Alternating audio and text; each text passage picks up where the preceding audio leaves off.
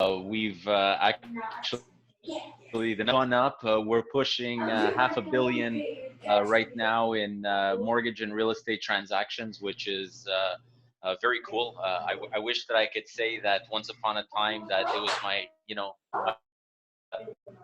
it wasn't. It was a career that kind of found me, and I'm happy it did because what I have is the result of this journey. And also with us, Clint Saraylian. Clint, it's a different man. It's he cost me a deal of 4.4 million. That's how we got along together. He was a real estate broker, and we met on the field. But Clint will tell you the truth, even if it's costing his commission. This is the kind of man Clint is. And he's also the president of Coldwell Banker, and also he has his own agency in Florida. Clint, would like to introduce yourself better than I just did. No problem. Thank you very much, Dr. Bak, for having me today. Thank you for everyone for joining us today. I'm presently in Florida right now, but I have an office in Montreal. I'm the president of Coldwell Banker Commercial, Quebec. We have 25 brokers, mostly commercial real estate, which is industrial retail office. We do leasing and selling, and across the years, I've been doing this for 15 years, and I met Dr. Bak, and we had a great experience together, and he asked me to join him today. And I could tell you both perspectives from the US and Canadian side, because I follow the news constantly on what's happening on both sides of the border, and I could give you some insight from this perspective, also the Canadian perspective on commercial real estate. Thank you. So I'm still pissed, huh? Still pissed. But I'm going to tell you what's going to happen in the economy. Hopefully, if I'm correct, you're going to get a good deal pretty soon. Okay. Kerry, let's just remind ourselves that it's all for the public. So we send Maya and the other people joining in. It's more they're gonna have a peek of what the kind of machine we have in private. I said president in confinement, but let's do the president thing. Let's just be men and friends. Yes. So I'll be human being. For those who don't know me, I'm going to introduce myself. I'm Dr. Bak. I am all out there. Since this crisis began, I have to reinvent myself. So from a dentist, I became a host or whatever you call me, and then now I'm having fun. Without further ado, I would like to start with Terry. My first question to you is, are you scared? Every single buy without fail. And one of the hallmarks, or one of the things that people need to realize is that fear is within us all. The difference is whether or not you're going to actually be able to take action in spite of that fear. So every day I wake up, every day is something new. I wait and I see what Legault has to say and what Trudeau has to say. And, obviously there's fear, but we still have to take action. And we have, over 16,000 clients that we need to take care of right now. And we have our brokers that we need to take care of. So regardless of how I feel, I still have to get up, show up, and do what I have to do and take action. A lot of people counting on me. When you say a lot of people, you mean all the 16,000 people? All the clients and all the brokers, absolutely, yeah. Clint, how about you? Are you scared? Yeah, I agree. I agree with Terry. It's exactly what he just said. What he just said. I'm in the same situation. Got brokers. I got a family to take care of, and every day we wake up and we want to make sure that things go smoothly. We watch the news. We're at the mercy of their politicians' decisions, but we try to make the best decisions for ourselves as well, and for our team, our families, and at the end of the day, we know that it's going to pass by. The question is when. We got to make the most of it every single day, and keep on doing what we're doing, and stay the course. Agreed. Absolutely. But I have to ask because I had a few interviews lately, and the people looking at me and say, "You look like you enjoy yourself, and you're not scared." And I don't know about you guys, but being scared, it's nothing that we used to be, right? As president, it's like you just chew it and you just spit it out, and that would be it, right? I think I think that a lot of people out there, and when I talk about a lot of people, I'm talking about the average human being. You know, the average human being has never gotten into a is our generation today is not the same generation that existed once upon a time ago, right? So no one has gotten into fights. Nobody has, you know, when they get an adrenaline rush because of fear or because of anything else, they take it as something that they need to retreat into themselves. But what is fear? Fear is there to guide us and it's there to counsel us, right? And you can take the fear and you can use it as a motivator, or you could take the fear and use it as something that's going to basically make you crawl into a little ball and hide under your bed sheets, right? So, and I'm not saying that I don't have those days where I just want to crawl into, you know, my bed and not get up in the morning and, you know, just hide away. Everyone has that. I wouldn't be human if I didn't have it. But you need to be able to take that fear and harness it, and then by taking that fear and harnessing it, then you're going to actually be able to use its energy to be able to do more things better and improve yourself. Clint, would you like to add something to this? Yeah, well, he's completely true. What Terry's saying. Basically, every day is a struggle. Every day we gotta, you know, be there for our team, for our families, and you know, like I said before, this is a temporary thing, and it's something that we're not used to, and it's something that we have to basically live through it to make us stronger. And God forbid if it ever happens again next time. But this is an experience that we're all going to live and you know learn from and Yep. and go forward. Personally, if I'm going through the same question, I'll just tell you that I try to keep myself busy so I don't have time to fear anything. This is really what I've done for the last few weeks, and I'm exhausted. I'm just exhausted. Yeah. But maybe that's why I'm still all over the map. That, Um, so and that's why we have personally, all these amazing podcasts we're doing now, right? We have time for these podcasts too. Usually in a regular work week, it's very rare. You know, we could sit down and take the time like this, but we'll make the most of it. You know, we'll make the best of it. I did everything. I did my podcast. I did my books. I'm doing now videos. I'm learning how Zoom is working. You know that a week ago, I didn't know what Zoom was. So Zoom is very popular today these days. Terrible. actually, it was one of the best investment you could do. I just saw their stocks is really going Very up. true. You saw them or you bought them? I didn't buy that. I didn't buy it, but I should have bought it when the crisis started. But anyway, that's another story. So this will lead me to my second question. How do you guys, honestly, taking the fact that you are now in confinement for being so active usually, how is it on yourself personally? So Clint, you wanna start? Go for it. I'll answer this one. Yeah, thank you. So basically, personally, it has made me, I would have to say, like a closer dad.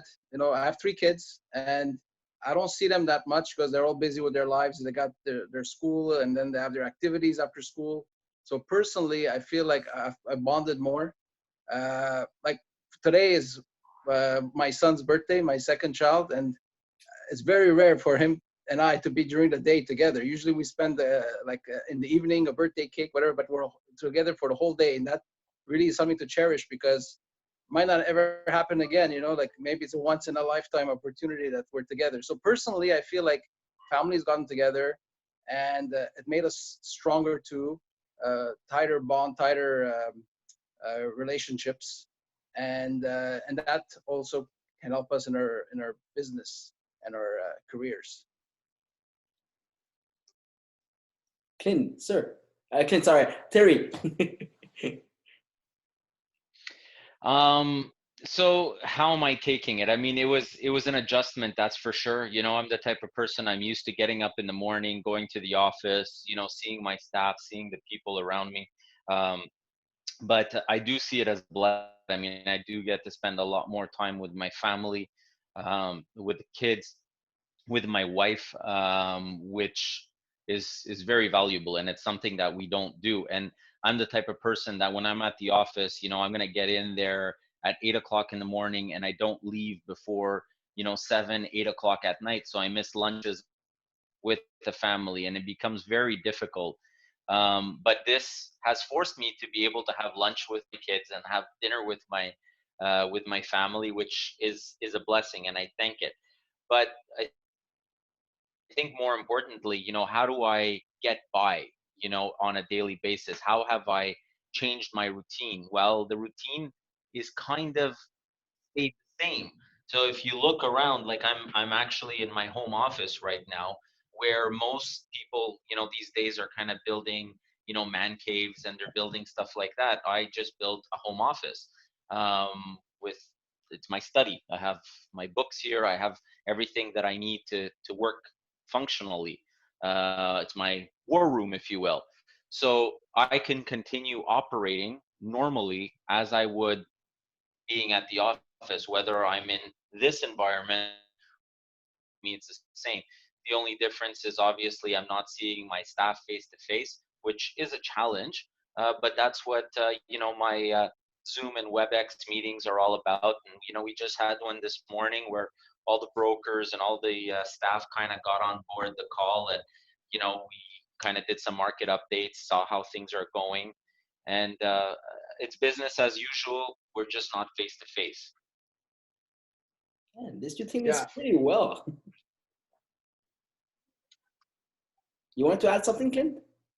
yeah, I want to add. Yeah, it's exactly what Terry said. We do that the same thing with our team. We get together. We did one last week actually. It wasn't easy getting 20, 25 people on Zoom, but you know, we managed. And ironically, we had more people joining us through meeting for this meeting than when we have the meetings in person. We have less people Yeah. in person than when we had this. So because everybody's busy and they cannot necessarily come to the office, but in this case, everybody could log on from wherever they are and join in. So it's kind of this way. You know, Clint, I'm going to say something, and I know that this is going to turn around and it's going to bite me in the butt, but I'm going to say it anyways. I share the same thing, right? Because it's always very difficult to get, you know, real estate brokers and mortgage brokers together for meetings. We've seen the same thing where, you know, the online meetings are actually giving us better results, where we have pretty much everyone that's logging in. But I kind of say, you know, getting realtors and mortgage brokers together, it's like trying to herd cats. You know, it's very seems like the web meetings are working. So I think that even as we get past this, I think that that's where we're going to continue. Our company has evolved now to that point where they're going to be web meetings. Yeah, and in general, our whole industry is changing. I don't know if you guys heard, but the notaries are able to do transactions now electronically. So this is Yeah. going to really revolutionize our industry. Like people won't even have to come to Quebec or Canada to do the transaction. They could buy a building, a property from anywhere in the world, and without physically, you know, leaving their living room. Exactly. So that's going to change really the business. It could even, you know what I always say, out of every bad thing or every door that closes, something good comes out of it. Maybe something good is going to come out of this disease, and maybe it's going to make business become easier in some ways, like this with the notaries and the group meetings and who knows what else. I envy you guys because Absolutely. the light from your perspective seems way brighter than the one in the dental field. In the dental field, we are looking at coming back with half-empty schedule, and also we will have to invest heavily to get to the new norm now. Because with the COVID, the way that our session was set up, it might not be as safe as we thought it was. So we have no clue what we're gonna step back into. And people from all over the world are talking about, yeah, it's gonna be challenging because now that we, just like anybody, we're losing a lot of money through this crisis. And now we'll have to reinvest on norms that haven't been standardized yet. It's like it's gonna be a puzzle for sure. But Bach, you said something that you're going to be coming back to an empty schedule, but your industry is probably more in demand. Everyone needs a dentist. Every single person out there needs a dentist. Not everyone needs a real estate broker. Not everyone needs so at the end of the day, your industry, you could very easily build up your pipeline for the return. You know approximately when things are supposed to get back. So why not have the assistants making the calls to schedule appointments to fill up the pipeline for when your business reopens? I know that I need to come and see you. I have a broken tooth. I told you. So it's like I wish it was that easy, because mainly the thing is, that we are kind of receiving orders from the government and also from our order. So mainly, we can either have people come in and then they're gonna just have a letter saying that, okay, now we have to change this and this. The whole thing will be just to be redo again. And this is what we've been through for the first 2 weeks of this crisis. That we've been shut down 2 weeks before everybody else, and people were just improvising. And it's kind of hard to, that I think we have at least 600 or plus appointments a week at Mdex. Just to reschedule everybody twice took us 3 days. Right. But I'm not complaining, this is a reality. I'm trying to fix this with my industry, and I still have 3 weeks to go. So this is the good part. But no, what is hard for me, I married a strong woman. She's also my business partner, and usually the way it works is at the office, I'm the boss. At home, she's the boss. Now, home is the office. So I'm starting to get squeezed a little bit. I know I have a big house, so at least I still have my space to retreat to. But I wanted to know, Terry, you have the exact same situation. You're the president, but your beautiful wife is the one controlling most of the things behind, but now she's on control all the time. And Clint, I'm pretty sure that you're laughing, but there's something behind that smile. Yes. I know this is going to be hot water, but can you please share? Behind every successful man, there's a woman with a whip. Okay, remember that. So my wife, yes, you're right. She's actually the one that handles all the operations of the company.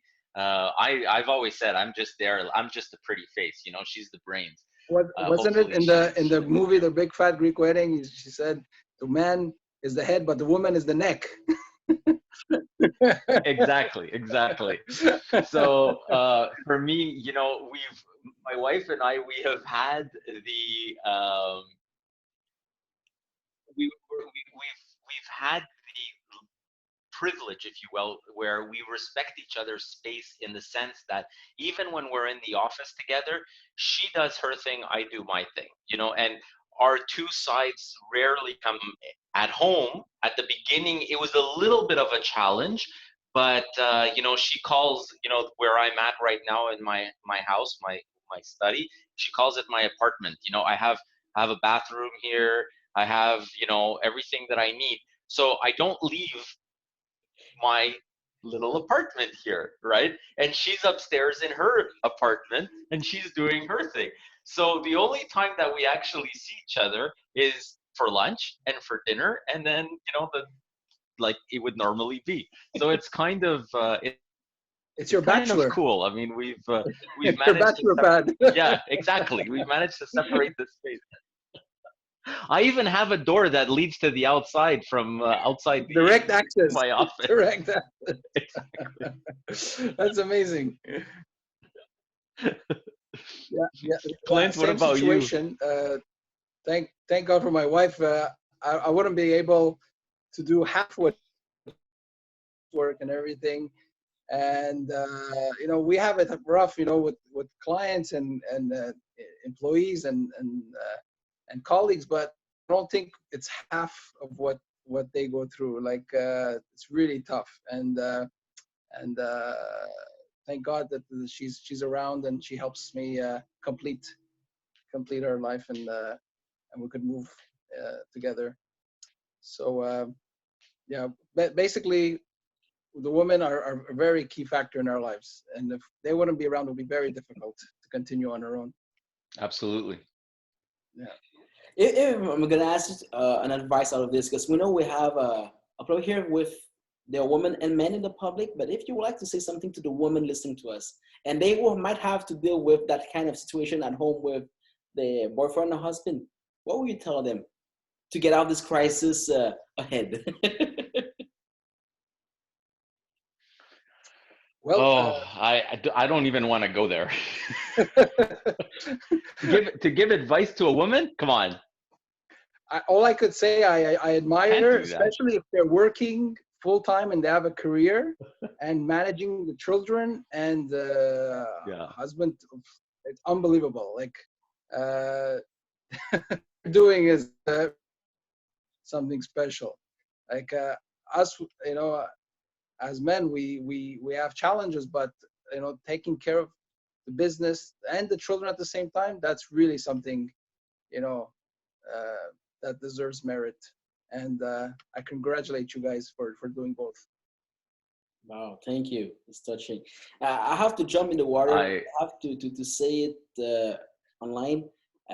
You all saw me renting myself within the last 3 weeks. I'm all out there. I'm different.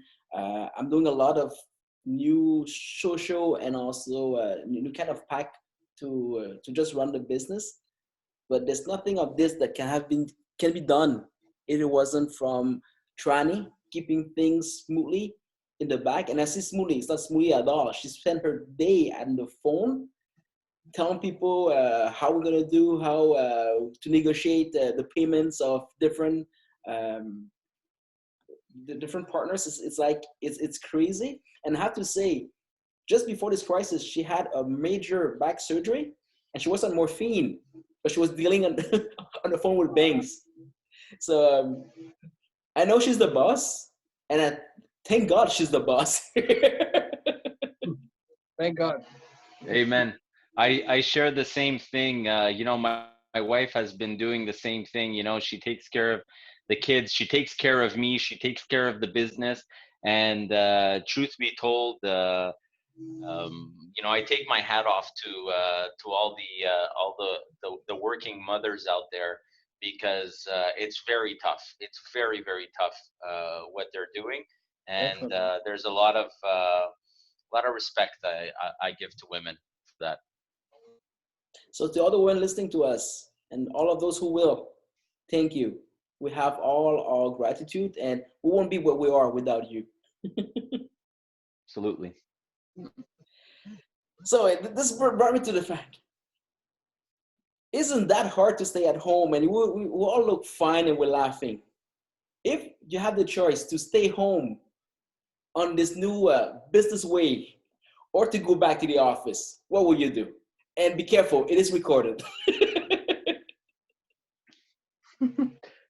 Clint, go for it, man.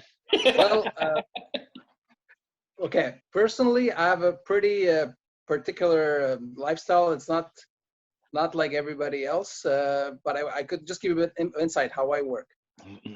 It's been a couple of years now. I'm in Florida, but I manage the company from here in Montreal. I fly in on a regular basis, and but most of the stuff I manage from at a distance. So for me, it's not really such a shocker like working like this, but I'm happy that other people with this situation, they're being forced to work like this too, and they get to see how it is to work like this, and people are liking working like this too. So I think the trend is going to be more and more working at a distance. But that human factor is always important. That face-to-face is always important. But needless to say, it's not going to be exactly the way it was before. Even when people, I think they're going to be very careful about their physical, gestures. Like even a handshake is going to be a big deal going forward. Getting a hug from somebody is going to be priceless, and getting a kiss, forget about it. It's going to be the business world's going to change completely. So, but working remotely, it's doable. Like I've sold many buildings in Montreal from Florida. And don't ask me how I do it. I could write a book on how I do it, but I do it. I get it done. So that being said, I don't think you need to be there physically to do your job, but it's always better when you have that human interaction. But more and more, the way technology is going and the way this virus is going to bring the world in terms of doing business, it's going to be like that, and people are going to have no choice but to work remotely and electronically. So, Terry, you have anything to add? Yeah, I'm the guy that loves to people and kiss people and anything that I'm very European in that Yeah. sense, and all my clients and all my staff and all the people that I know, I give big bear hugs to people. So because it had changed even before, we went into confinement where, we had to do some, social distancing from before we even, had to close the office down physically. Moving forward, I think that for me personally, I need to have the face-to-face contact with my clients. What I do is very particular in the sense that there's a very in-depth financial planning that we do when we set up mortgages, when we do real estate transactions for people. The average type of mortgage, the average type of purchase, yes, absolutely, we can do it remotely. But for the most part, I like to have that interaction. I like to have the face-to-face contact. And it's something that's shared across the board from all of us. For me personally, have I done transactions remotely? Absolutely. The last 3 weeks, that's all I've been doing, and I've probably processed more mortgages over the last 3 weeks than I have processed in a while.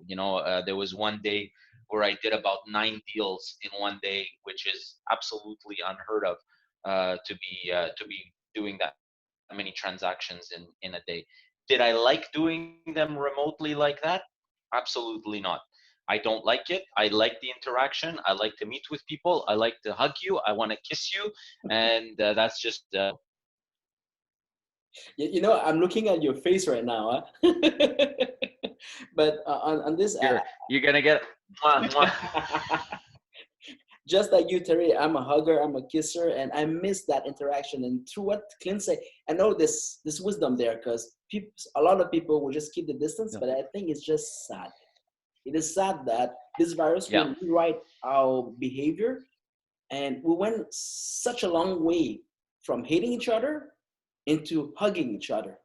And I hope that there's something that can be made about this. Yeah. But just like you guys, for the last, I'm a dentist, so I'm stuck being a dentist, and I haven't do anything yet. But as a businessman, the deals are coming down because people are looking for people that are active to just build the business on, and people were never as open as today. And Zoom was a fantastic tool for me to connect with people from a distance. And it's just like we just sit in front of each other. And since it's so casual, it's easy. But I miss that hug. I miss that handshake. It's like, I don't know, something's missing.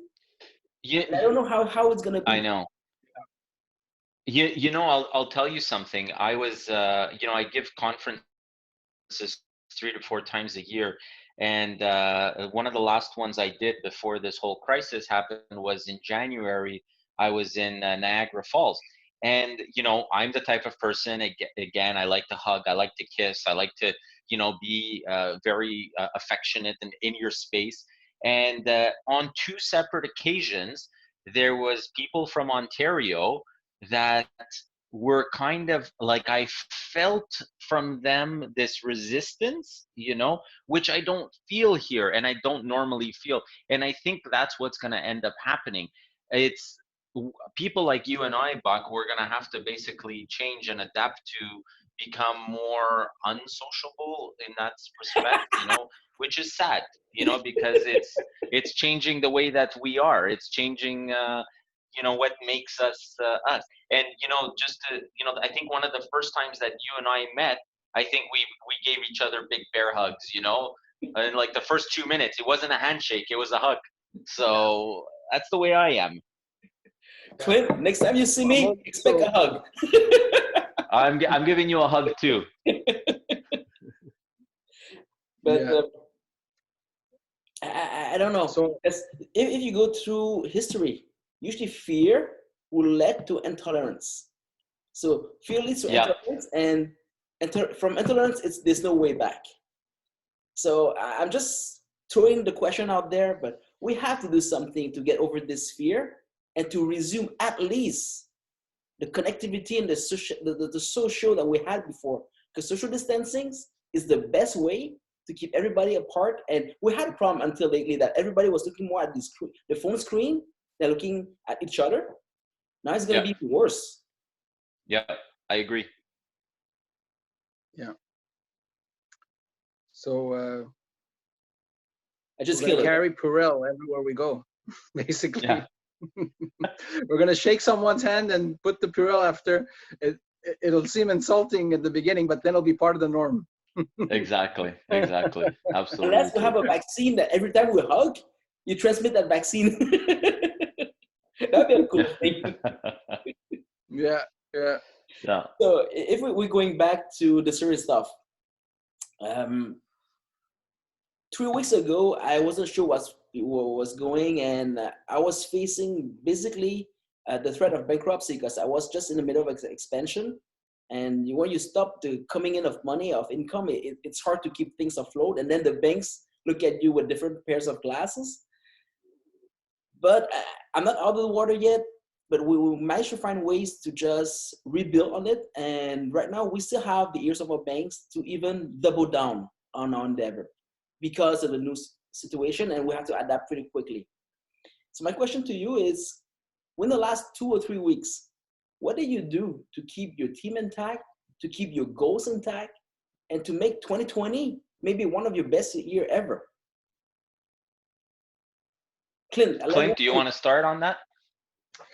Okay. Basically, 2020, we spoke about this and we said, don't expect much for 2020. Let's try to ride the storm as long as we can, and let's work on 2021. Even though it seems a little far from now, but 2021 is around the corner. But in our industry, things don't happen overnight anyways. We're used to it. Commercial real estate brokers, they know that any deal takes between 6 months to a year, so they won't feel impact of this virus within, I would say, the next 3 months to 6 months. People are still contacting us for real estate, but not as much, obviously, and more expansion plans or investment plans. And the ones that are in leases or the ones that we've served in the past are calling us now to speak with their landlord to help them out with the situation. And that's what we are here for. We don't just do the transactions and they forget, but partners with our clients. So when they go through a situation like this, even though we don't make any money out of it, but we just do it out of the goodness of our professionalism and our heart to help our clients get through this and speak with their landlords and see a situation, how they could move on from this and how they could go on to the next opportunity. So basically, we're gonna have to, like I said, ride the storm for 2020. But on the flip side, there could be our eyes open for opportunities if the market doesn't do so well as we think. So honestly, I've been doing this for almost 20 years now, and I have no crystal ball. I don't know exactly where it's going to go. It could be either way because the government is helping, definitely is helping, and the banks are helping. But 6 months from now, when those mortgage payments deferral is over, what's going to happen? You know, right now people are breathing. They have that break, right, Terry? But 6 months from now, what's going to happen when all that interest accrues and accumulates, and people have to start paying them, right? So Well, the deferrals are different for every bank. It's not like their payment is going to all of a sudden balloon up in 6 months. That's not what's happening. What happens is that that payment is going to be deferred to a later date, and it's going to be put at a later point in time. So until the term is up, which may be a year, 2 years, 3 years, we're not going to see a change. And then at that point, I mean, most people are just going to be able to go in, refinance, and re-amortize those deferred payments. So I don't really see a huge issue as far as that goes. And spoke too soon when they started talking about mortgage deferrals, because the banks were not ready for it, and the government opened their mouth and they said something like that. You know, this is not Italy. We're not in Europe, where mortgages are on the books of the banks. Mortgages in Canada and in the United States, in North America actually as a whole, they're all based with mortgage-backed securities. So when you do a deferral, unfortunately, you're not paying interest into that mortgage. When you're not paying interest into that mortgage, the bank doesn't have the capital to be able to pay those mortgage-backed securities. And if they're not able to pay the mortgage-backed securities, it causes another problem. But that's a whole other discussion where, you know, um, we can get into. I think that the government treated this wrong. I don't think that the government did right by the Canadian people the way that they did things. But you know, just for, you know, to kind of go back to what I kind of see, I'm going to give a very long-winded answer, and you guys have to forgive me. But I got into the finance world in 1999, and when I got into it, I started working for Investors Group, and at Investors Group, there was at that point in time when I started, it didn't matter where I would place people's money. I could literally take the money and, I don't know, stick it in, close my eyes, throw a dart at a board, and the money would just go up because that was the market. That's what the mutual funds that were doing. That's what the, you know, the tech sector was doing. And then all of a sudden we end up seeing Microsoft goes, you know, in for antitrust. You know, they go to court, and we see this change occur in the market, and we see the tech bubble starts to pop, and it didn't matter where I would put people's money, the money would just drop. So I said, well, I missed the boat. You know, the bubble popped, I was losing sleep, and I got out of it. A couple of different companies, and then I got into mortgage brokerage in 2006. I got licensed as a real estate and mortgage broker, and it was great.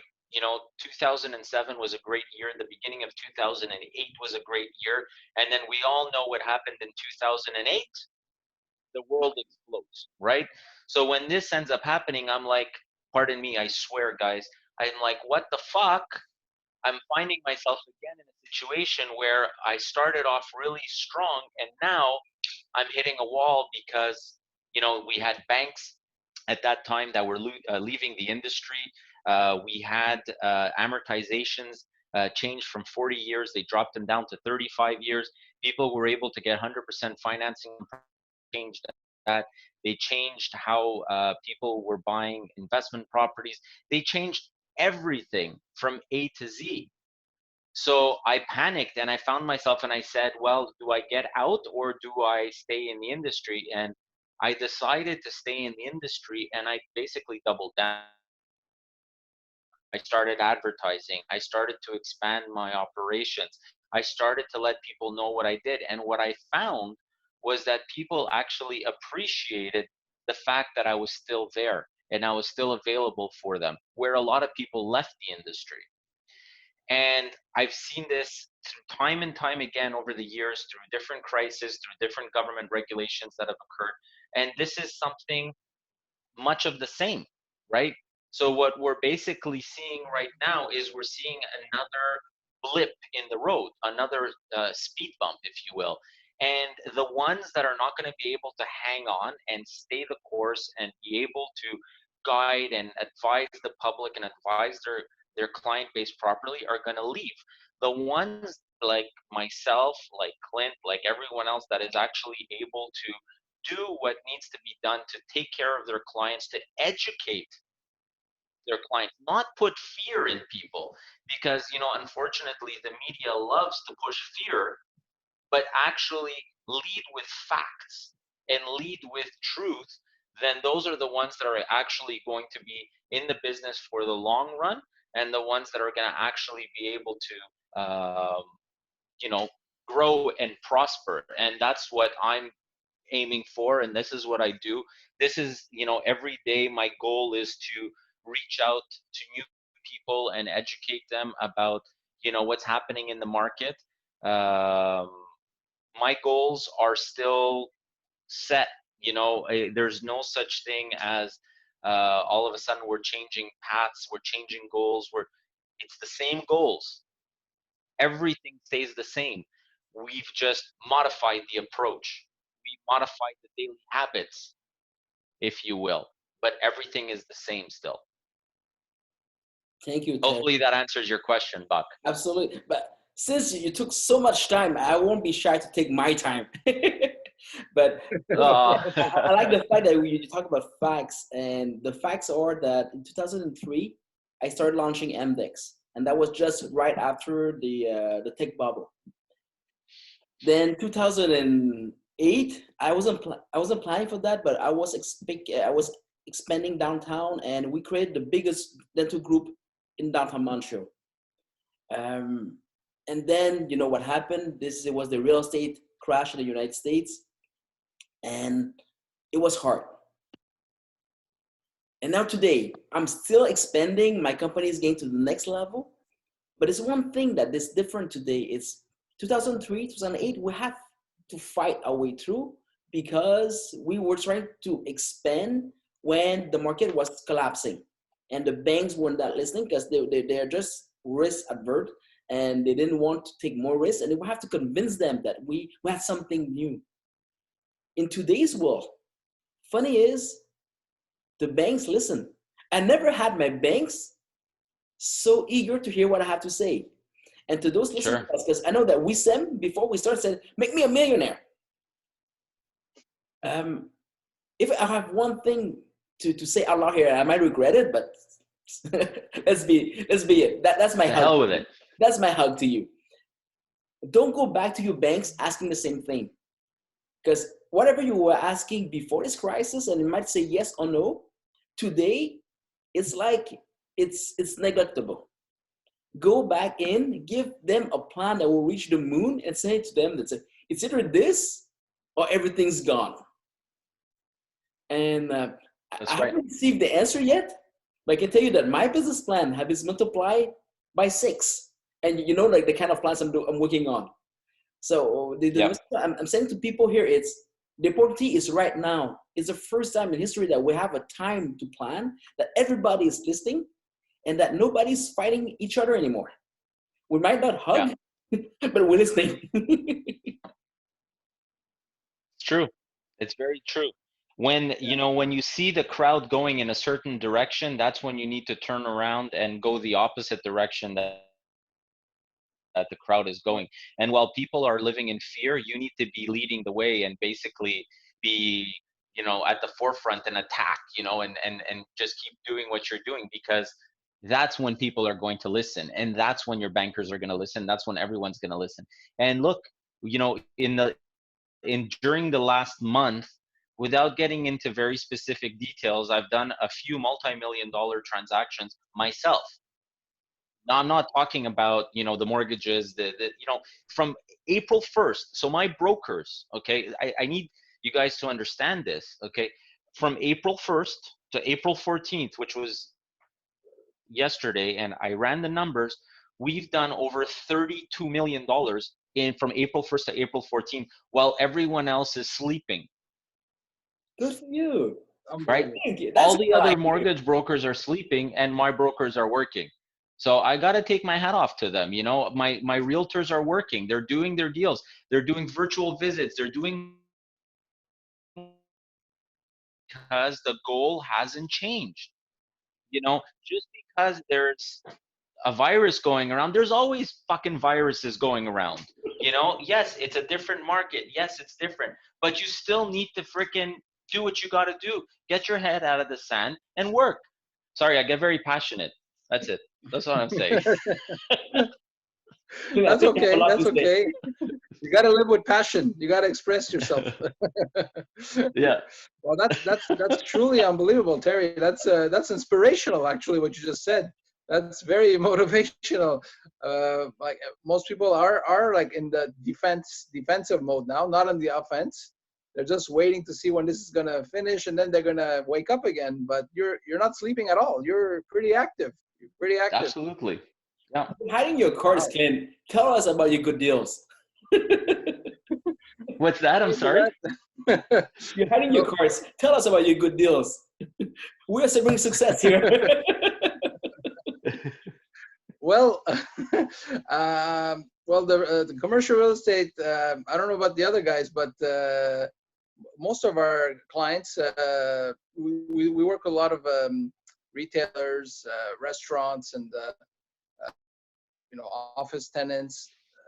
They're on standby right now. They don't want to expand. Obviously, you know what's going on in the restaurant business and the retail business, and for the investors, they're thinking they're going to win the lottery in a couple of months, and they're holding off too. They're saying, let's see what's going to happen. They don't want to have buyer's remorse. That's what it is.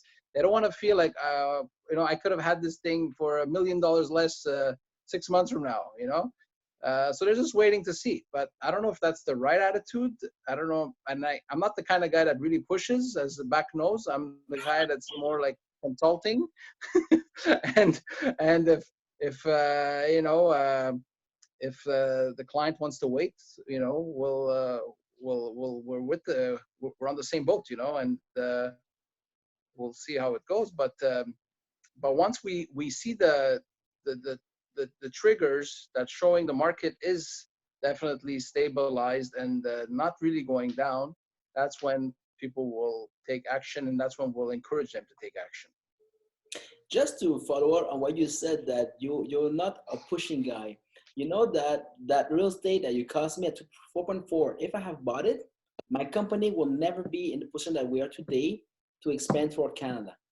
So yes, I can tell you, you're a man of heart, and there was something that you didn't like about that deal, Yes. and I thought you would screw me, but you were helping me. That's why we're still friends. So you're welcome back. You're welcome. Thank you. No, people are hearing it. And, I'm a man of my word. But Terry, I like your attitude about keep scoring. So I have to brag too. It's not done yet, but I was just doing those kind of interviews last week, and then I have people joining me after. They were just proposing an interview. So yeah, sure, why not? By the end of the interview, we had a private talk. So we did talk about the constitution, what that person had in mind. So that person has a business proposal in mind. And I just went through the math with him, especially in this crisis. If we could get along, he was looking to create a retirement fund. But with my president on board, we could easily get that to around and sit down to get. I'm pretty sure Terry, you would like to come back with me on this, but we could have about 220 million as a fund within about 2 years. And this is just the way that the market is and how we react. So what I'm trying to say here is, I think that every time you feel a pain somewhere, don't look at the pain, just look somewhere else. And there's going to be something that's going to counterbalance that. And it's just crazy. I went online, I didn't know what I was doing. And that came out of the blue, mainly nowhere. So that's why I like to hang out with people like you. It's like, it's always a time to do something. And if I haven't done it yet, you'll be doing it. And then I have to run to just catch up. Thank you. I love having you guys as friends.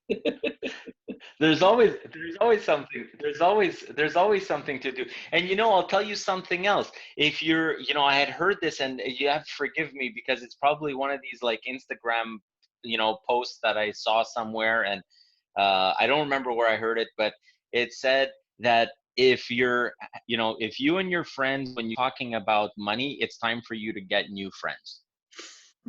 you know and the one thing that I could appreciate is, when I get together with you, Bak, is that we talk about money, and all my other friends, for the most part, we talk about money, and we talk about how we can help each other and how we can grow, and how we support each other. So hat off to you for being my friend that does that, and I appreciate it, definitely. And anyone that's listening right now, go get friends that talk about money if they don't already. So this brings me to my next question. In this kind of insecure time, even the Prime Minister Legault said that they will revise the way that they're going to get workers in the country, because before the crisis, we were looking for labor. Today, we are scared that people are losing job and they might not find it back. As president, I have to ask, would you be hiring or would you be firing? Clint, do you want to do it? You want to take it first? Take the hot seat. First, or do you want me to take it? Well, are you back as a question in society in general, or you're talking about our own personal business? About you as president. Okay. Well, I think this is going to be genuine. We're in an industry where we're dealing with independent contractors. We're not really, they're not really employees, but what I would encourage them is that they, obviously we're always hiring new people, and depending on how the market goes, there will be more people joining us. In terms of staff, we've kept the same staff. We haven't let anybody go. We haven't furloughed anyone. We haven't laid off anyone. We're keeping the same staff, and if eventually in the next couple of months things get better, we're open to hiring more. Definitely. I just read that the minimum wage is going up in Canada. That means the economy is pretty is doing pretty good on that. If they're raising the minimum wage, or how does that work? I'm not sure it's going with the economy. It's going. So they have an agenda. Okay. Terry, Okay. I think you have Terry to might know that. add something. Well, what I was gonna say is I wanted to kind of answer, because I heard two questions in your question, and one of them was about kind of the people coming in, and whether the way Canada is going to be slowing down the immigration and whatnot. For me personally, when I look at the immigration that's coming into Canada, I think it's necessary because, unfortunately, average Canadians don't want to do a lot of the jobs that some of the immigrants coming in are doing. And I'm not talking about professionals here necessarily. I'm talking about all walks of life. From the kind of janitor all the way up to like the neurosurgeons, and everything kind of in between. So I think that obviously immigration, I think all that stuff is definitely necessary. And, I really think that the government needs to revisit that and look at it properly, because just because there's going to be people sitting at home, it doesn't mean that they're going to be going out to do certain jobs because they're going to feel that they're too good for it. And I see it all the time. I have clients that come to me and they say, "Hey Terry, I don't know, I need a job," and I say, "Well, we have this," and they're like, "Oh, I can't do that for whatever reason. They don't want to do that type of work." But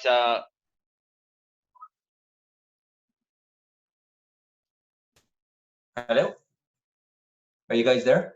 Yep, We hear you. we hear you. Sorry, my headset died.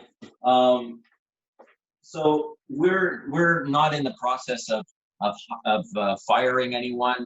We're actually constantly company, whether it's hiring realtors, hiring mortgage brokers. We're always looking to expand.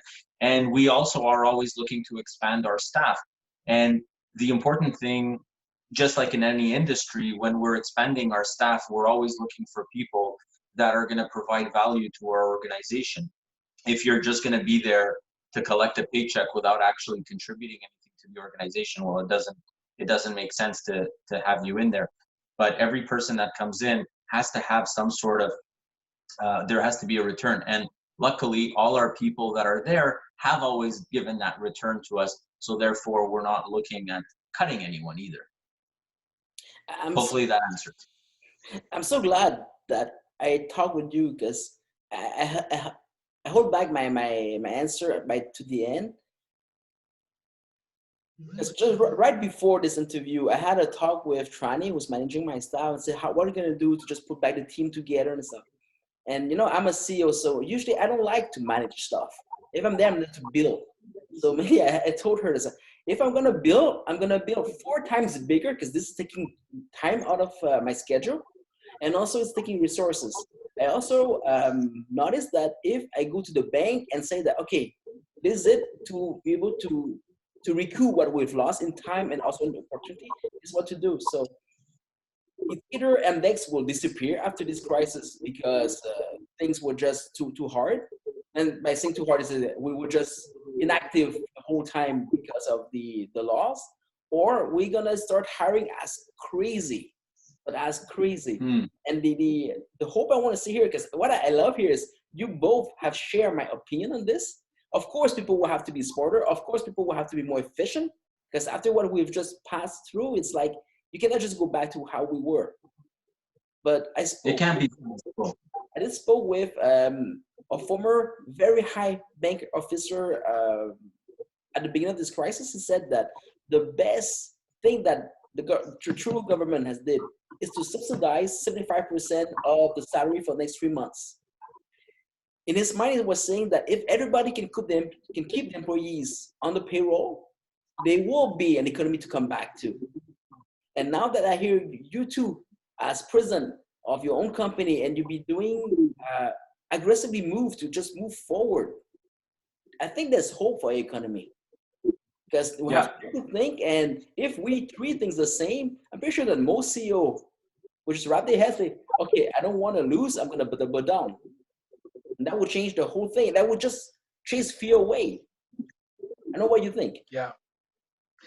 I want to add something else, guys. The unemployment rate, as you guys know, was very, very low, and finding good staff is pretty challenging as well. So we cannot take that for granted, and rehiring process and training and all that, that's a big burden to consider. So the 75% idea from Trudeau, that's pretty good. Like it helps us, keep our staff, and they don't have to go through unemployment. They don't have to deal with that. They know they have a job to come back to whenever they open up the offices again. So I think it was a very good initiative that the government took on that. Terry, would you like to add something? What do you think, Terry? Definitely agree. It's the first time I see you speechless. I agree. I'm, the 75% wage subsidy is great. I don't know when it's going to come in, because every time that we look into it, it's getting pushed. And but we'll see. I don't hold on to anything that our politicians. You know me, Bak. I mean, I had. I don't know if. Anyways. I've put my foot in my mouth a couple of times talking about Justin Trudeau, so I'll hold back on what hold back. I'm gonna hold back, which is not usually my case. I'll hold back. Well, let's make a deal. I talk about Trudeau. I have nothing to do with this. I have nothing to do with it. But if we go back to serious stuff, guys, because right now we know that we want to get ahead, we want to expand. I have to ask, how will you finance the expansion? Say that again. How Sorry. will you Say that finance again. the expansion in the middle of staying idle right now and with less money coming in? Ah, you know, I've been the business where every time that I've ever wanted to expand my business, I've had to self-finance everything from A to Z. Unfortunately, this is the reality of my industry. We're not liked by the banking world for one reason or another. In the last little while, you know, the banks have become very favorable. But if I had to think about, you know, in expanding, do any large expansions, I would start looking for private investors, private equity to go out and fund the expansions, whether it's paying, you know, giving share. Although I'm not a big fan of sharing my company with anyone, but But your you wife, know, but your private wife, huh? equity. Yeah, that's it. Exactly. That's it. She's the only one, and maybe my kids one day. We'll see. Yeah. Lynn, how will you finance yours? Um, I, uh, I agree with Terry. Private capital would be the way. We've also thought of, you know, finding partners to join our brand, Coldwell Banker, and you know, Coldwell Banker is huge in the U.S. and the only office, and you know, we were definitely considering opening up different locations of Coldwell Banker across Quebec. Could be residential or commercial, but we haven't really started yet. And maybe after the virus ends, we'll consider the expansion. Now I have something to share with you, and I'm pretty sure that you know that information, but you know that the Bank of Development of Canada has vouched to put $1 for every dollar that the VC will be putting into investment in company with certain condition. So yes, we won't have the choice to share and to dilute our controlling interest in our company. But if it was a time for us to invest with a VC, now is the time that the VC will see that the risk is mainly diluted by half by the government. And this is a thing that is have been unseen and unheard of until lately. This is on top of all the measure that they took to stimulate the economy. So I'm just telling you, it's I think that today more than ever is a time to be active, to be creative. But if you want the government on board, it's something else. And now I'm selling my own side here. But if you talk to the government about just profit, people don't get the message across. It's like, yeah, you're rich enough, blah blah. The VC will love it. But since it's a pause and everything, it's you know that the business world is crying. You know, the philanthropic world is bleeding. Hmm. We don't make money. Nobody will give money. And I talked with a few people from the Fondation du Cancer. They're saying that they're looking at a loss of about 25% of donation right away. That's about what 25 million, and they have an organization to run. So it's terrible, and they don't even have the ear of the government to say that, you know, right now, like, let's take care of what's on the table yet. So what I'm trying to say here is, I wrote a book last week since the beginning of this crisis. Hey, you know me, and I partnered up with a community leader, and he was saying this message is like, yeah, if you are looking to profit, you should look at the other guy too. You know, those blah blah we hear all the time. But I was open to him, and I listened him through. I rewrote my business plan, incorporating that inside. Because now I know that if I go to the VC, I need to appeal also to the government. So I'm going to say it out loud here, and it hasn't been approved by my board yet. But I'm asking all members of Mdex, all the partners of Mdex, I'm going to get them to be millionaire, and we'll double down that. But in exchange, they will have to give 5% of their time and 2% of their money back to philanthropy. It went like a storm. Right now, I'm not even sure I still have a job to go back to, but that's what I'm proposing. And because of that, I'm also asking, I cannot tell the numbers here, but I multiplied by 6 my asking. and we talk about hundreds of millions. So it's like, I don't know, it's all in or not. I think I'm sharing with you. Usually you be hearing of me after the facts, but right now we don't have time. It's you do it now or you don't do it. But I went through philanthropy, and I find leverage in it. And you know, the cool fact is, if Mdex it's fully financed and it's working, every fiscal year we'll be giving back 8 years of labor for free.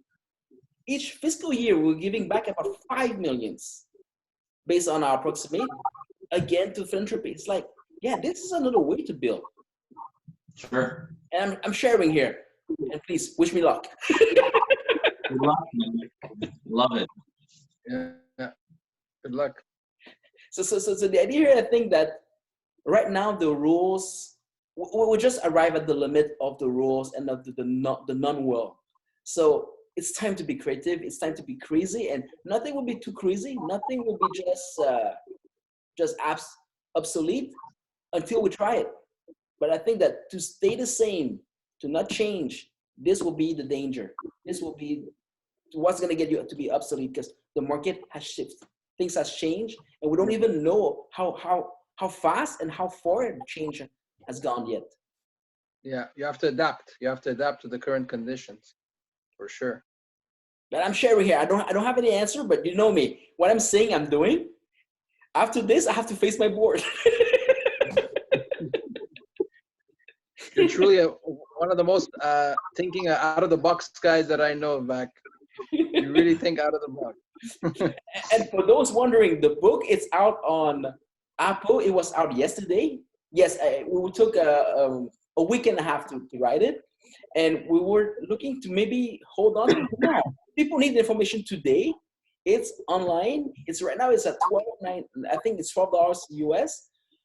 Canada, sorry. But just because we are in a time of sharing, the digital download on Apple will be for free for the time of this crisis. So enjoy.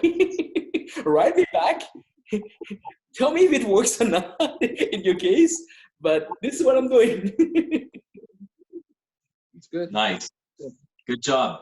It's funny that I'm speaking and have to ask a question at the same time. You have a question for me or for Clint? Give me a break.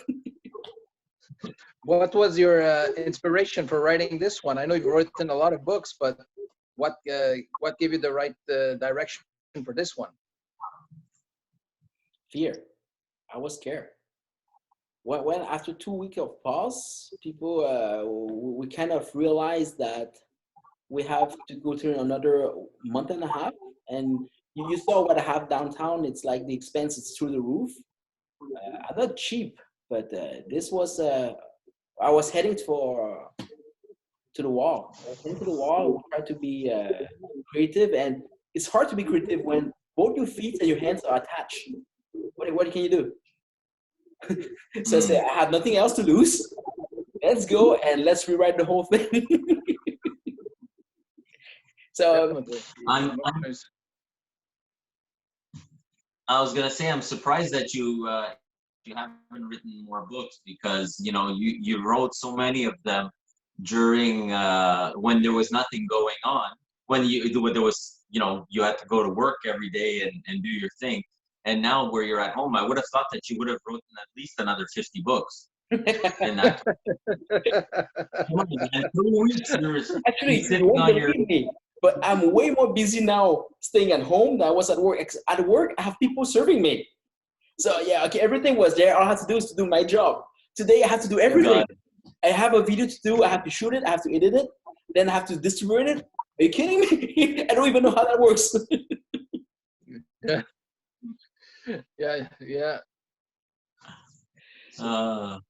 Hey, this has been amazing. Let's. I think if you guys don't have anything more to go, I like to go with the crowd and to go with the questions, because the question I had was always coming back to how can we win out of this one, or I think we covered pretty much the what I had in mind. Unless you have other questions or other things you wanted to add. I'm good. Clint? Yeah, I'm good too. All right. Let's have some questions. So I'm gonna open all the mics. I'm gonna ask you not to speak all of this at once. but all the mics will be open as soon as I can find the button. Mute all. Okay. So please feel free to jump in and to ask your questions. I do have a question, Maya. Hey, Maya. Hi, Maya. So I had to jump off the call for a bit because my work called me. I'm not sure if this was covered, but as entrepreneurs, we sometimes have ideas to innovate in times like these, right? What would you answer to people saying, choosing to see it as trying to take advantage of the situation instead of like just trying to turn a negative situation, let's say, into a positive one for us, which who are entrepreneurs and are trying to, you know, change the way we do the way. I don't So know. the only people, Maya, as far as I'm concerned, that would say that you're trying to take advantage of the situation are poor people. This is the reality. And when you have the ability to actually innovate and to create a change in the world, change occurs in a time of crisis. When something like this is going on in the world, this is when you know the change agents of the world appear.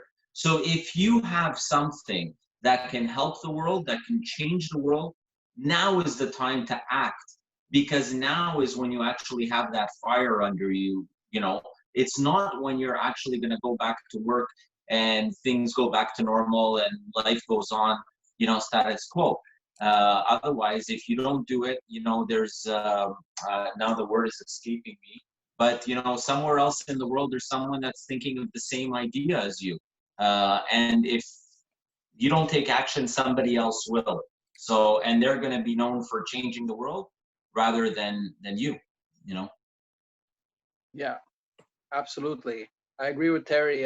Maya, you have to take advantage of the current situation, make the most of it, and whatever you've been letting off, like you didn't have time during the regular time when we all get busy with our businesses. Now's the time to take advantage and see what were the weaknesses that your business was suffering, and you could make those into strengths and take advantage of the opportunities, and you know, be ready when things start again. So I would take this time to really analyze and see where the weaknesses are and make those into strengths. I'm gonna push it further in this, and I had a chance to have a week and write a book about it. But I love the phrase of Gordon Greco saying that greed, in the lack of a better word, greed is good. And I know that you all heard that one. This the opposite of greed is fear. So mainly at this stage, it's either you use greed or fear. There's nothing else on the table, and fear will just slowly close everybody down, and we'll see the emergence of intolerance and everything else that's coming with it, and there's no coming back from that point. So what I'm trying to say here is, as an entrepreneur, we are ambitious, and greed, ambition is pretty much the same word. It's all depending on how you like to sugarcoat it. We are the market of change. If there's a solution out of this, more than to ask the government for more money, we are it. It's a time, I think that is a time where all minds have to come together, and those crazy thinkers, they might have a solution, because everything that we know will not work anymore, or will not work as good as well anymore. So it's not just the fact that, okay, there's opportunity yet, there's all of that. But now more than ever, we need the creative thinkers. We need those who will be daring to push further and to test something new. And again, for the first time in history, the banks are willing to look at you and say, okay, give me something, because I have to invest, I don't know where, and just show me something I can believe it on. So it's if you want me, my answer, Maya, it's go all in. Go all in. It would never be more sexy to help people. And in my book, if you're getting richer helping people, the more people you help, the richer you get. That's just math. And this is how we're gonna make something that's gonna be sustainable, that's gonna last for a long time. And that's also how you're gonna lead us through this crisis. I'm saying us because we're trying to do the same thing. Who's going to be right? We don't know. But we need runners. We need drivers, people that's going to just go through the fence and don't ask for permission. If those people giving you permission, they have no clue what to do. That I can tell you. Sorry, I'm very passionate here. Thank you. Thank you. Good luck, Maya. Anybody have another question? So while you're thinking on another question, Maya, I'm going to, and for those people who disinterest of how we can leverage our greed and also what we know to do best out of this without just thinking and making people think that we're just opportunists. It's by next Wednesday, I'll be hosting from 1 to 2 another seminar talking about exactly what we wrote in the book with my co-author, Dr. Eric Lacoste, is an MBA too. And this is real stuff. What I'm sharing with you guys, it's either what's gonna make me the Uber in dental, or what will make that, oh yeah, I was an entrepreneur who got washed by this crisis. I think it is working, and since we're here and we're sharing, I'll make sure, because I have some contacts with the UN, I'll make sure that one of the General Secretary of UN, the one in Africa, she has some channel that I opened with her lately. I'll make sure that she has a copy of the book on her desk. I don't know where that's gonna lead, but for those of you who say that, is this the time to be crazy? Yes, it is. And think of it. If the UN Secretary, the General UN Secretary of Africa, is reading a book from a dentist, everybody can do everything. Definitely, definitely. I'm running out of stuff to say, so somebody save me. Ask a question. Julio is, Julio, would you like to take the mic? Save me, brother. Hello. Yes, Julio, you have the mic. Thank you. Thank you very much. Well, thank you very much for this, to add me to this conversation. I was thinking about all what you said, and what do you think about how it's going to be after this COVID-19 crisis we have in? How do you think, how is your business going to do after the COVID-19, after we have all the rules set up, and how do you planning to make your businesses grow?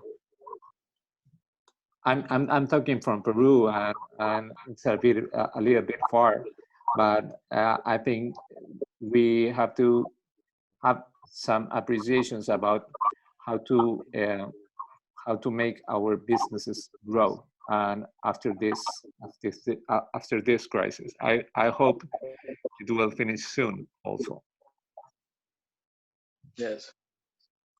I'm very optimistic that the market is, on the real estate side, at least, I could tell you that people that woke up on January 1st, 2020 and said that they wanted to buy a house, they're going to still have that goal in mind, kind of moving forward, although we'll probably end up seeing, like we saw, a slowdown in the spring market in some cases. I think that moving along, it's just a blip in the road, like I mentioned earlier. As long as you stay true to your course and you kind of push through and you adapt quickly to change, and that's the key. And that, I think, is one of the fundamental differences between someone that's successful and someone that is not.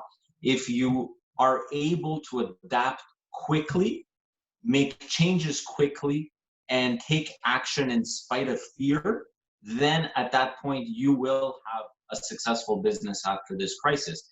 If you're going to be paralyzed by it and you're going to be thinking back into the past and you're going to be like, oh my God, this happened a month ago, and you're going to be, reliving and reliving and reliving in your mind all the crap and all the stuff that you heard on the media and everything else, then you're not going to be successful. You're just going to, unfortunately, become a victim of, you know, this media frenzy that you know, has happened with COVID-19.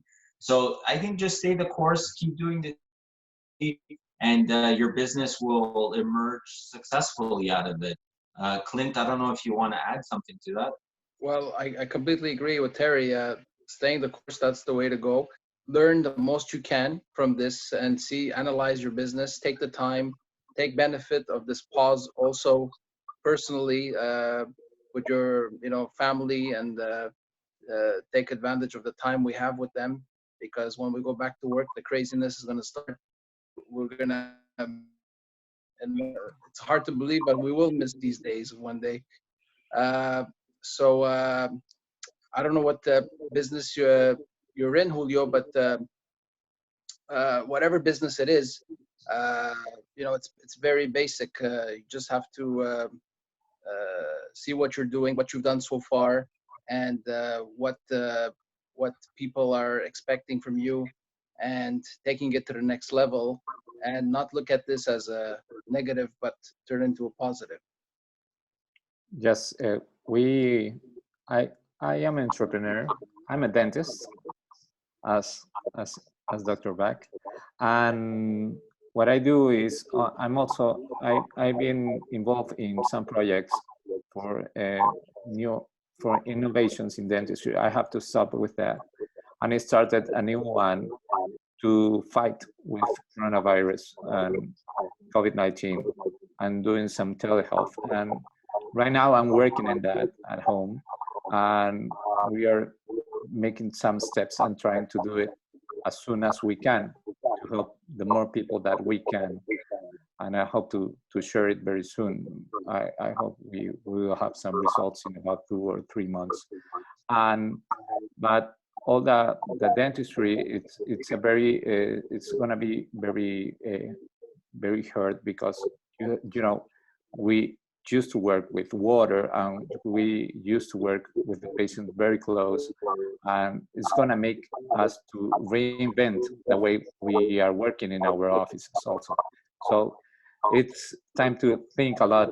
It's time to preparation, and I thank you very much for your words, and I appreciate that. Our pleasure, Julio. We spoke before, but just so you know, you asked if there's going to be some good coming out of this. I think that for the first time of our industry, people are coming together to help each other, and usually people that don't go take the spotlight, they are not starting to get out there, because they know that it's the time that we have to come together. So as an entrepreneur, yeah, we're crazy. We go out there and we have to do what we have to do. In the dental field, there's a lot of red tape. There's a lot of jurisdiction that we have to face. And at this stage, I think that one thing that I've learned after 3 weeks, you know, that we'll be launching an international summit with very high titans in the industry coming in to join us. And it's mainly today, it's about ideas. It's not about power. It's not about who's right. It's about we need a solution right away. So I think the good thing coming out of this, it's maybe from now on, our industry will start to hold itself as one group, one team, and we won't stop. I'll say that many times, but it's time to stop competing, which we always do against among each other, and start collaborating. Because whoever's will be fighting will be left behind. Yeah, absolutely. Yeah. I agree. I totally agree. We have to work together. And on that, Julio, I hope that you're going to be there this Friday with us, because last time we spoke, I had a lot of questions. And this Friday, we're starting to have answers on the board. I reach out, people which are reaching back to me. And we were starting to give the answers. Actually, we have 3 answers to give within the next 2 weeks. And this is just phase 1. But as soon as people start to come together and they just open mind of the fact that let's find a solution instead of trying to see who's right, things are going to change faster than we think. Yeah, sure. I'll be there on Friday. And Julio, good luck with that project. Hopefully results become positive, and the world gets to see it. Absolutely. Thank you very much. Thank you very much. Thanks, Julio. Good luck. Thank you. Thank you very much.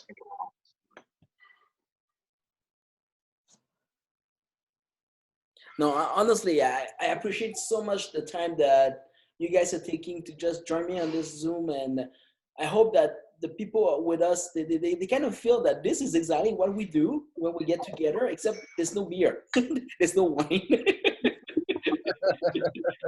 And this is the talk that, this is the talk that Terry mentioned. To say, yeah, we get together, we talk about money. It's not about money. It's about scoring something or helping somebody. Yeah, it's about putting the seeds and then seeing those plants grow. Exactly. Yeah. Anybody else has another question? Well, I'll ask a question for the dentists in the room. Now, everyone is preoccupied of getting a haircut because they're going to be so close to their hairdresser. How are people going to be comfortable going to see their dentist without fearing that they're going to catch this disease from other patients through the dentist? You know what I mean? Dr. Julio! I mentioned before, I think that right now there are no universal answer. And until lately, you know that we face the HIV, we face hepatitis, everything was safe because there was a protocol. This is too new. And what I'm fearful is I can work tomorrow. I have no fear of that.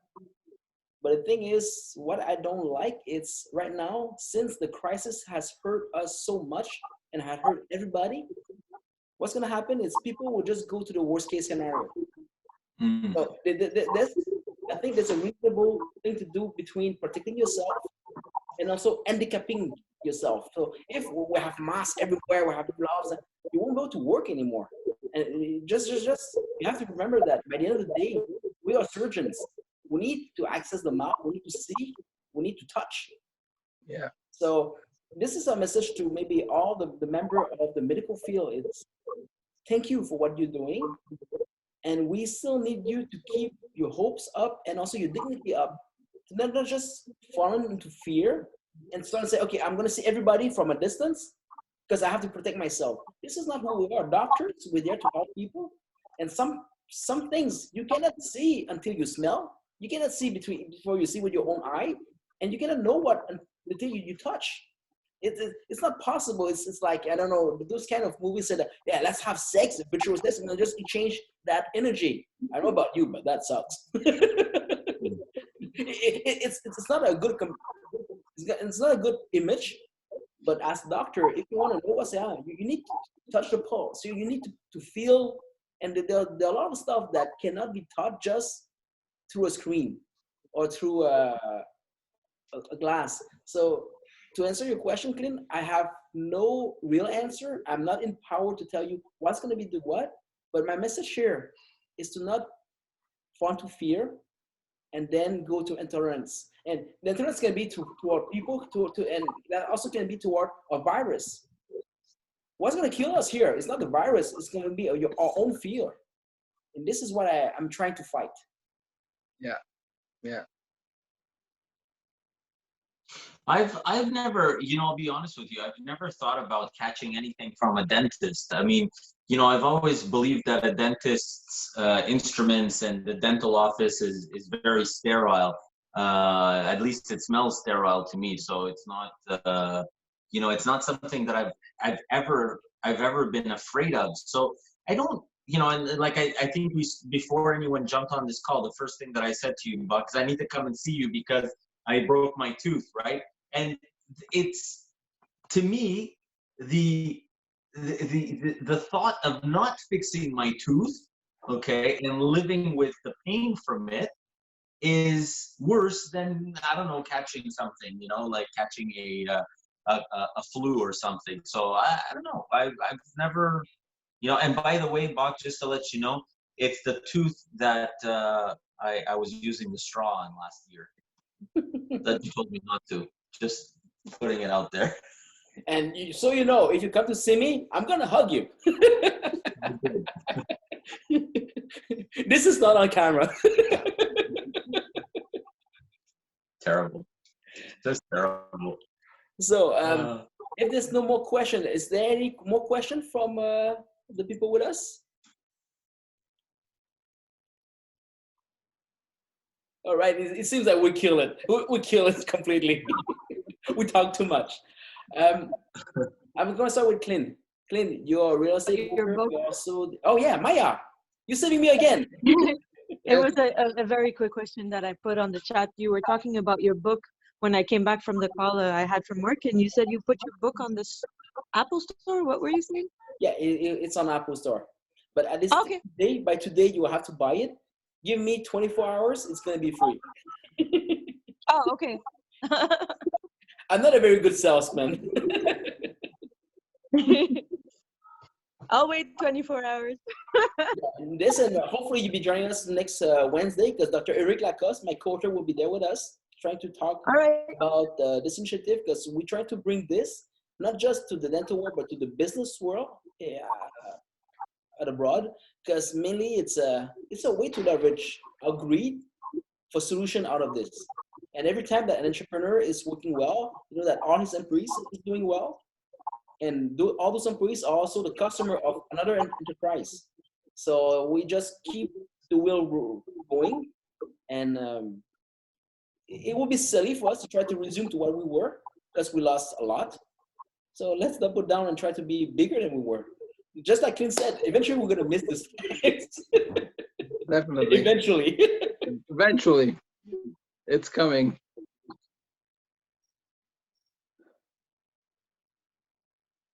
But thank you so much. I appreciate. I'm flattered. So we were at Clint. Clint, you're a real estate broker. You are also in between two countries. Yes. And people joining us here to have secrets to become millionaires. How can you help them to become millionaires, and how they can reach you? Well, that's a question that needs a whole book to write on. It's hard to sum up in a quick answer, but out of all the stuff that we said today, there's a lot of things that millionaires do follow and millionaires live by. For example, what Terry said: stay the course, keep on track, and always don't deviate. If you have to deviate because of the situation, make the most of it and learn from it, and take all the negatives and turn them into positives, and take advantage of this pause that we're having in our lives to grow and to analyze yourself, your company, your employees, your fellow colleagues, your industry, the market, and make yourself better, and have the right weapons to go out there. And if you could do it now without stopping, it's even better. But just be ready when things get back to normal again, and not see this moment that we're living as a waste of time, but make the most of it, and for your business, for your family, for yourself, it's very important. And what else can I say? I'm between two countries. Like I said, I go back and forth. I see how Americans do things versus Canadians, and Canadians versus Americans.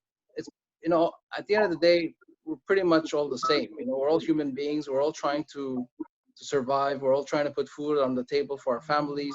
We're all trying to do the best we can, earning an honest living. Obviously, like sometimes the two countries don't see eye to eye. There's difference in the ways they do it, but at the end of the day, we all have the same objective. To grow out of this and bring our lives and our families back to normal, and concentrate on our businesses, and thrive and prosper like we always do. How can they reach you, Clint, if they want to do business with you? How can they reach me? There's so many. They want the president, huh? I'm always reachable. I'm always reachable. I've always said, you know, I could be a millionaire, multi-millionaire, billionaire. I'm always the same Clint. I'm the same guy that you know, started out very humbly, and you know, doesn't change me the way I am. So the best way to reach me is through social media, or I could provide my personal phone. Just send me a message on Facebook or LinkedIn, and I'll make myself available.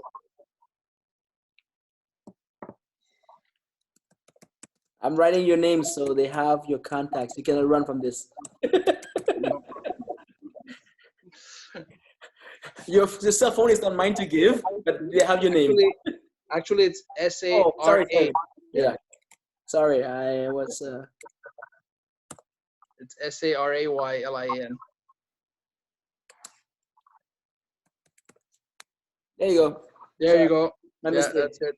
No problem. Terry, I know you're dying to answer this question. You are a real estate mortgage broker. You have closed for more than 300 million last year in gross. You dare to defend the little guy, because even if you're a loan officer, you launched at the beginning of this crisis a petition to help the borrower. And this is what I love about you. You know, you're never backing down for a fight, even if that fight will not help you. How can you help people? How can you get them to become millionaires, and where can they reach you? So, I mean, I'm pretty easy to get a hold of. I mean, all you got to do is just Google Terry Kilakos, and there's probably about 1 million different feeds and stuff that you can find me in, whether it's my social media, Facebook, Instagram, LinkedIn, you know, Terry Kilakos, you'll find me. Otherwise, you can call me at the office. I'll give you guys my number. It's 514-680-4674. And besides that, we also have a YouTube channel. I do a weekly radio show here in Montreal, and you guys can actually subscribe to our YouTube channel. In the next week, we are going to be launching on our YouTube channel a program that I actually started on Instagram last year. And if you guys haven't done it, I know that you and I, Bak, have talked about my program. It was 365 days of mastery, and it was basically daily videos that I was doing over a period of time, 365 days, to get people to reach not only money mastery, but life mastery. So I've condensed the whole thing. It's going to be a 30-day program, which is 30 days to unlock your financial genius. It's going to be free. It's on our YouTube channel. The YouTube channel, you can find it. It's newsonthego.ca. Yes, I will be changing the title of the YouTube channel, but for now it's there. And once you subscribe, we'll be able to get you on that program. It will be launched within a week or so, and we'll be good to go on that. So it'll be fun. Thank you, Terry. It's very generous of you. But while everybody is still down and listening, let me go public on something that we discussed in the back. But you know that the provincial government, the Prime Minister Legault, announced that he be investing 100 million for the Quebecois at this time of crisis to just stay active and to learn, because that's the only thing we can do from afar. So people who are gonna attend the courses will get paid. Mainly, you have to be an employee, and the government will reimburse that that expense. Also, the fees of the tuition fees will also be reimbursed by the government. We are still looking into this to see how this can work. But this is a way to share and to keep everybody busy while keeping everybody with some money. Either the people in front of the camera or the people in the classroom. So I encourage all of you to stay in contact with us. For as long as we don't know how this works, most of our information will be free, because the idea here is to share. But as soon as you can get paid, and we can get paid also through this working in the way that the government wants us to be, this I think is going to be the best of both worlds. And I know that Clint we have to discuss, but Terry, you promised that you'll be joining in anyway, and next time you be on yourself because you like to talk more than I do. So this is just I'm telling people what's ahead, and since everything is changing day after day, as soon as the condition will be clearer, we're gonna get some clearer conditions. But just between you and I, for as long as this is not clear, everything that we do will be free because our mean is to share with you. But if there's a way for you to get paid out of this, let's do it. Absolutely. So I'm gonna conclude with this. From my side, I'm a lazy guy, and you know that since even if I'm a good cosmetic surgeon, I'm trying to cut down on my hours, and I enjoy the fact that I'm off the office. I don't enjoy the stress coming with it though. And what I realized is I'm bored at home. I'm bored confined. I cannot stay in. And if I wasn't doing this, I'll be having health issues and mental health issues because that would be depressing. So this is for now, almost for months and almost years now, my team was pushing me to go out there to share with the public, blah, blah, and say, okay, I can write books, but you know, I'm lazy. I don't want to work more. But I'm having fun doing this. So for those of you who like to join me, either pay or free, or I don't care. I'm gonna be doing this for as long as they keep me home. I'm gonna have fun. Let's try to enjoy as much as we can. I know that people who joined us, last week, there was a lot of demand about how to write a book. I know that this will be coming, and Jonas Diop, one of my listeners, will be leading that with me. But for those of you who like to have more of this, I know I'm unprepped. I'm always the way I am, and I speak ballet in French and English, so I'm sorry about it, but this is what it is. But if you want to share, you want to come, I think this is a great opportunity for every one of us to come together to share. And since we can get paid by the government, why not? Why not? And if you just want to have other things from the people I bring on, because this is a seminar, but we did a lot of interviews. Write to me. I reach out, and usually at this time of usually people don't ever say no when I reach out. And if they do, I make sure that they regret it. So my influence and my power is all yours now. Enjoy. All I'm saying is enjoy. Thank you for being with us. Clint, Terry, would like to add something to close? I thank everyone for being on here. Bak, thank you for putting this together. Guys, be safe. Do not fall prey to what the media is saying. Think for yourselves, please, and just be safe out there. Clint? Yes. First of all, thank you very much, Bak, for arranging this. We appreciate this time with you. Say my best regards to your lovely wife, Tranny. I don't know if she could hear me. All the best to her, and quick recovery from her surgery. So everyone that's listening, like I said before, take advantage of the situation. Do the best you can. Don't let don't let it get you down. We all live this, and we're going to look back on this and say, 2020 was the best. Some year. Exactly. The best. And the 2020, remember 2020 vision, right? What did the optometrists say? 2020 vision? It's perfect vision. So hashtag 2020 perfect vision. I love perfect it. vision. 2020 perfect vision. 2020 vision. 2020 vision. That should be your book. That should be the title of your book. Yeah, I'll write it. I'll write it with your help. We can write it together. 2020 vision, 2020. Hey, don't tempt me. I just finished one yesterday. I have time. And also, another thing, 20 plus 20, 40, in French, 40. We're all in 40. So again, thank you very much, and hope to see you guys soon. And well, anyone that wants to reach out, it'll be my pleasure. You could get my coordinates from Bak, or reach out to me through social media, and we'll connect. Take care. Actually, to all the people, before you leave, I will tell you that no, Terry and I will partner up. That's sorry. It's been years that we talk about it. And I will try to, if I write a book with Clint, I will try to squeeze all the juice out of his head and then we'll come back and teach you everything that I've learned from him. Because this guy can make you into a millionaire. The thing is, he's just too gentle to say it. And so, you know, the people on board this of this panel, Clint can find you the deals. You just still need to have the motivation to work through, and Terry will find you the money. What else do you want? What more do you want? And I don't want to fix your teeth, so brush your teeth. Hey, thank you, everyone. We